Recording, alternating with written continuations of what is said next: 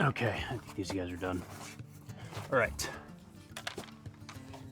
We are going to attempt to do some 7mm Remington Magnum load workup. Last time I tried this, either faulty primers or I didn't have the correct load data. Thank God it was too light of a load and not too heavy of a load. I am using Vitavori N560, which I think is going to be a good powder for this. It's real slow burning. Should give me pretty good velocity, and I don't know how temperature stable it is, but I got 8 pounds of it. So, and that was at a time where I couldn't get H4831SC, so, or H350. I can now get those, but I'm going to attempt to work up a load for this. I've got 62 grains, 62 and a half, 63, 63 and a half, and 64.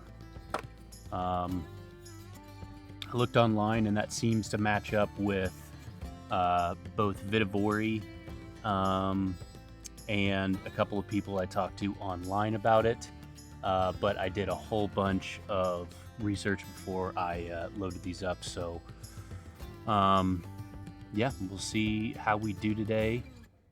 We've got a target downrange, steel target. Paper on this range doesn't seem to work out because it just like kind of flops back and forth, and it's tough to get a good read on your hits. Well, not your hits, but it's tough to get them to hit in the same spot when the target is moving. So I'm attempting to work up a load for hunting for November for my deer hunt for this year, and I'm using 162 grain ELDX from Hornady. The factory ammo for ELDX 162 grains is really good. I tested it out here and went to 700 yards, and it was great. But I would like to get into reloading for 7mm Remington Magnum since I already have the dies, and I have the ability to do that. So I forgot the Garmin today, so we're not going to get any speeds, but hopefully we'll get some good groups on range on the target, and then I'll come back out here and do the speed test and stuff like that and see what I can get out of this. So we get about 2 months until hunting season, so this is pretty much the right time to do this. So let's start out with 62 grains of N560 Vitavori. I think I'm good. I don't think there's anybody else here. Good? Okay. He says we're good, so fuck it. Fucking sender bud. Okay. 62 grains. I'm gonna have to turn my hat backwards. 62 grains. Let's see what we got.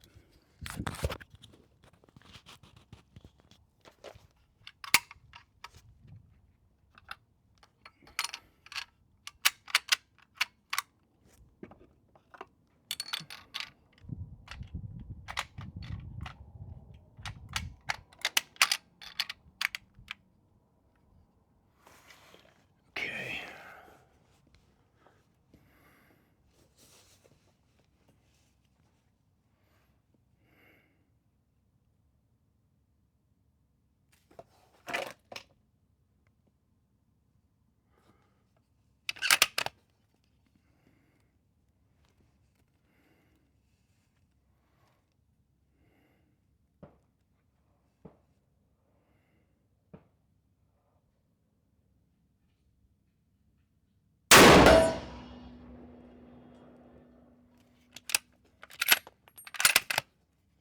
Well, it went off. I think we're in the right spot because that felt like a pretty light load.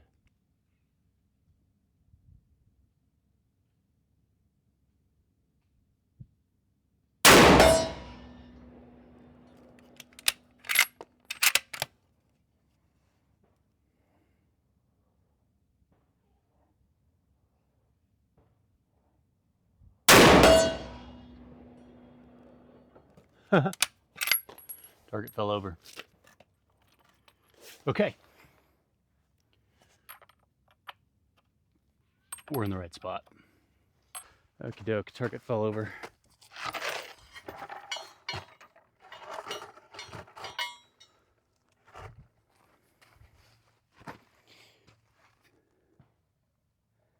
Okay.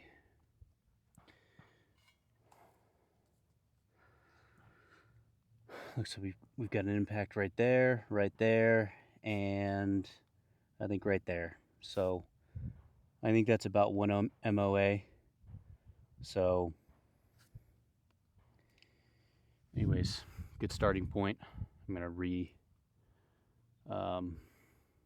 repaint and go to 62.5 grains.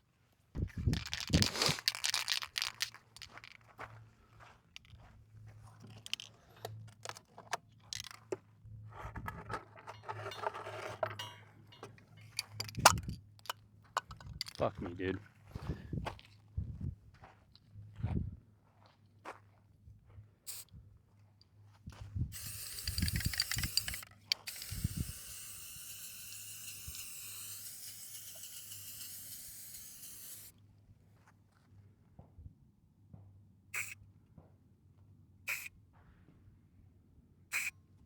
Go.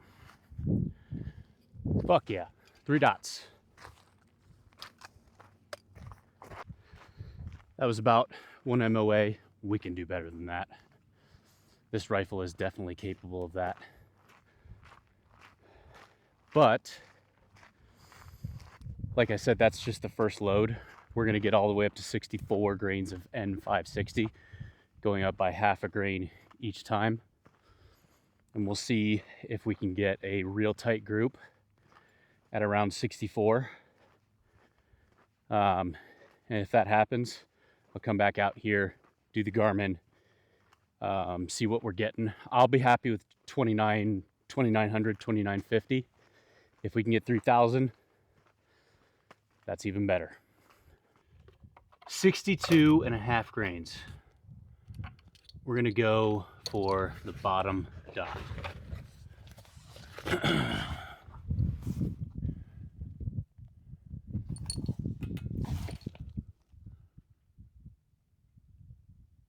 Yeah, we're gonna go for the bottom dot. See what happens.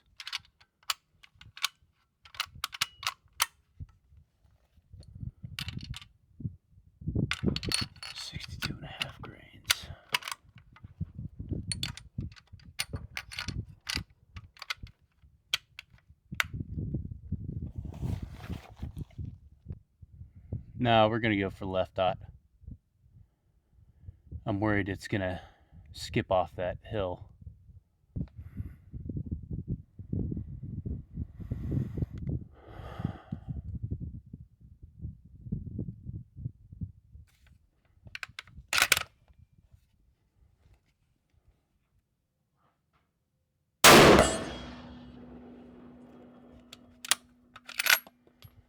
Well, that dot's gone.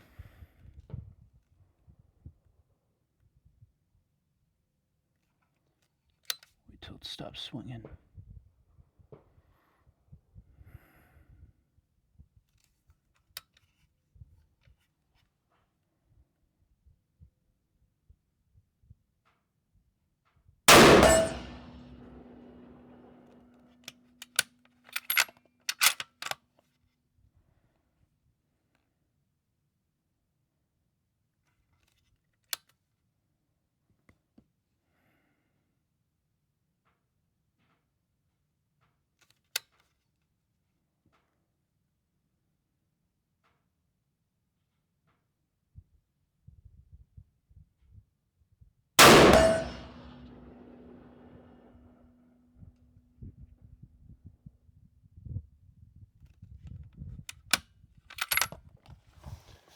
But I'll tell you what, this new Mac Brothers bolt is just like butter.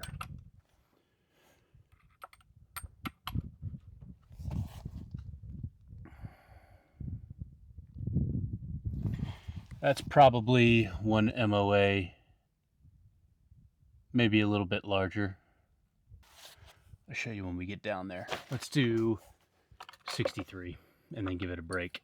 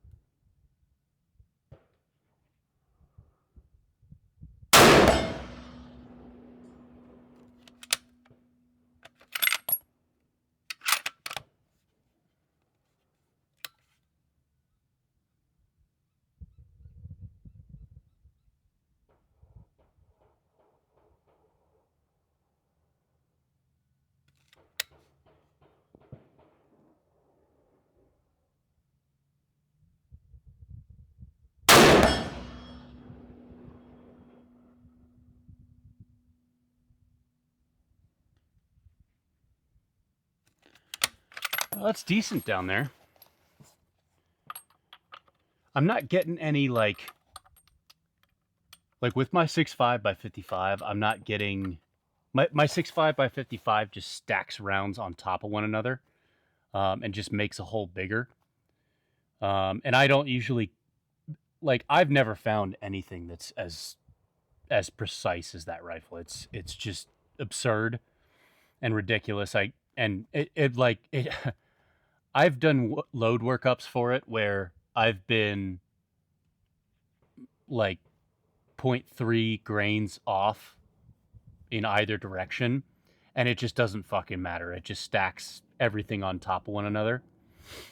And I've never found anything as good as my 6.5 by 55. It could be because it's got that nice stock on it, the MTU contour barrel, and the fact that the 6.5 by 55 Ackley Improved is just a hyper precise and efficient round. I've just never found anything that lives up to that expectation. So going from that to something else everything is disappointing compared to that. So you kind of have to temper your expectations a little bit. So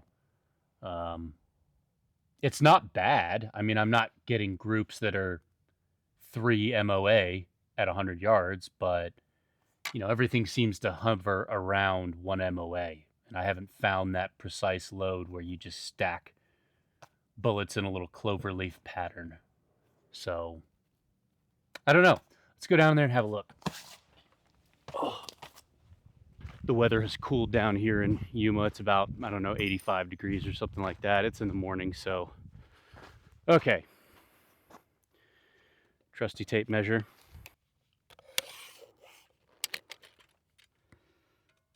That is 1.25 MOA. That is 1.25 MOA. So 1.25 MOA. Yeah, I read that tape measure right. Okay. So 1.25 MOA. I'd be happy with just under MOA. If it was like 0.8 MOA, that would be perfect for me. So not there yet. Maybe some brass prep and stuff like that. But let's move on to, what did we do? 63 and a half. Let's do 63 and a half now. Repaint the target. Do 63 and a half grains of N560.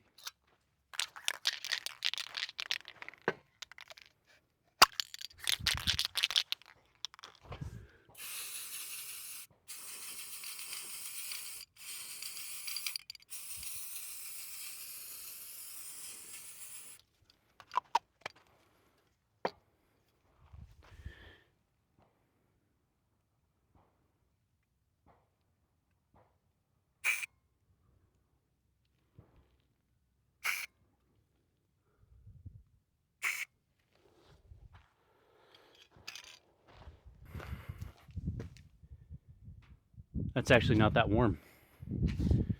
That's about as hot as that barrel is going to get from the sun hitting it. So let's go for another round. Let's go bottom left. 63.5 grains.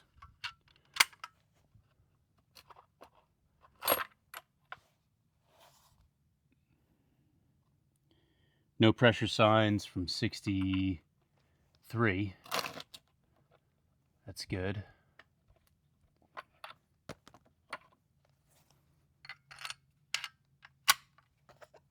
And every primer has gone off. I don't know what it was about those other primers. Maybe it was just a little bit too light of a load. Okay. Ow. Fuck, that hurt. Oh, 22 casing right under the knee. Oh, shit.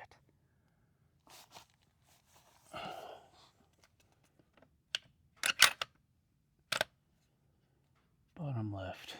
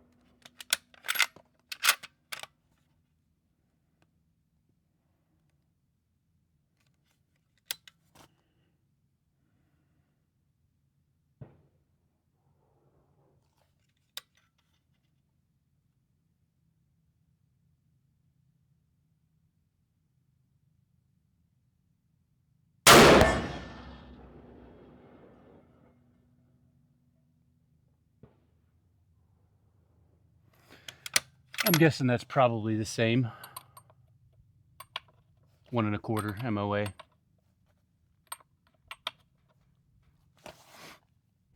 I'll tell you what though, it was definitely a good decision to put that muzzle brake on there, because that 7mm just beats you the hell up.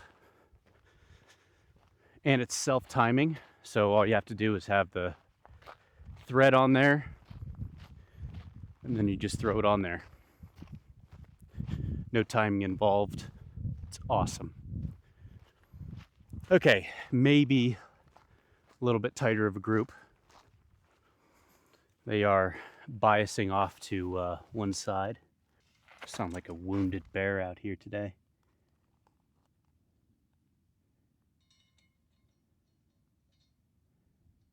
Okay, that looks like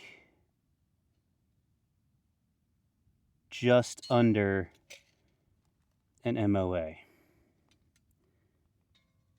Center to center, just under an MOA.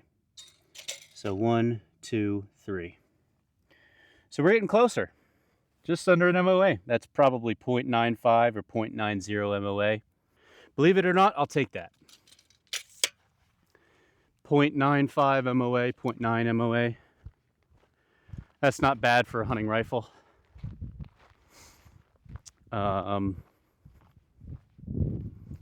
And this is virgin brass too.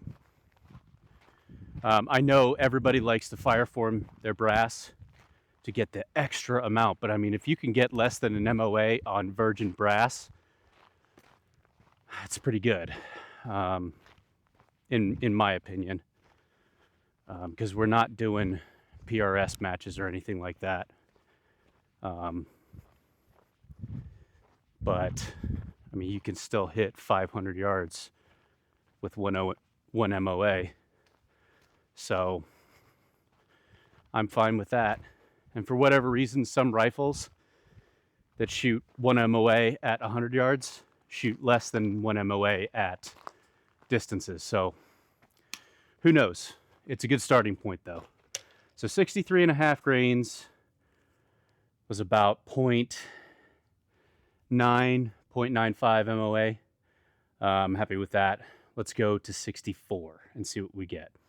Didn't get any pressure signs. So again, if this is just the first part of my load workup, if this is just the first part of my load workup, that's totally fine with me. I just want to make sure that I'm within the boundaries of that, to where we get the velocity that we want and the precision that we want, but we're not blowing up the gun. Last load of the day. Let me write this down real quick. So we had 62.5 was 1.25 MOA. 63 was 1.25 MOA. 63.5 was 0.9 MOA. I brought my calipers out here, but they ran out of batteries, so we're shit out of luck on that. So we're going to do 64 grains of N560, 7mm Remington Magnum 162 grain ELDX.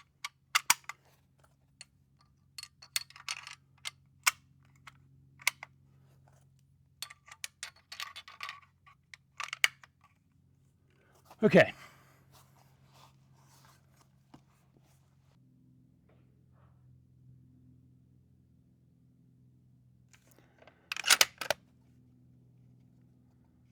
$64 grains.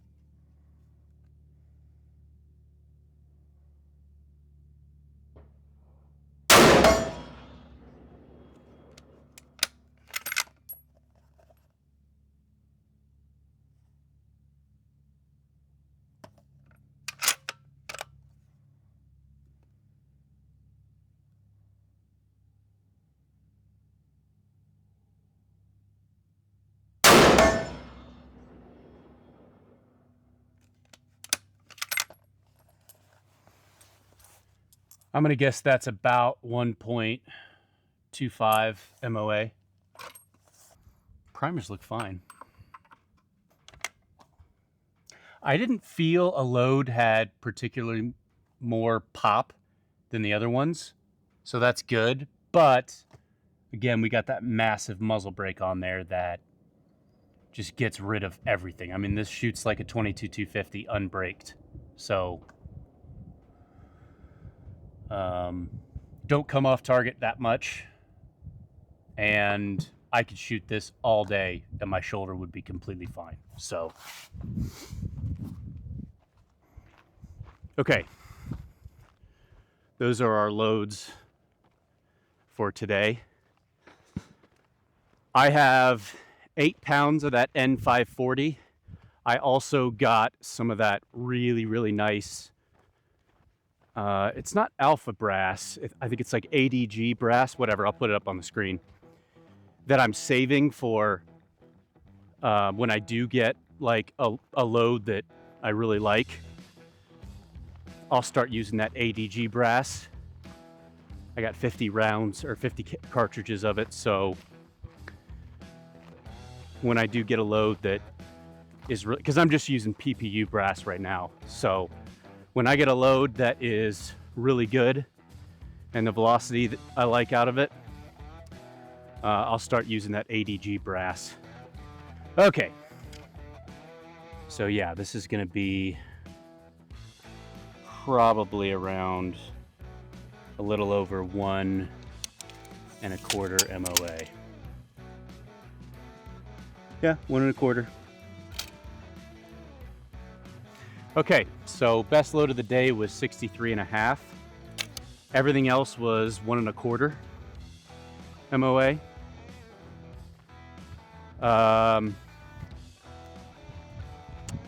We'll come back out here next time and I'll work up a little bit hotter of a load. I'll probably go to 65 grains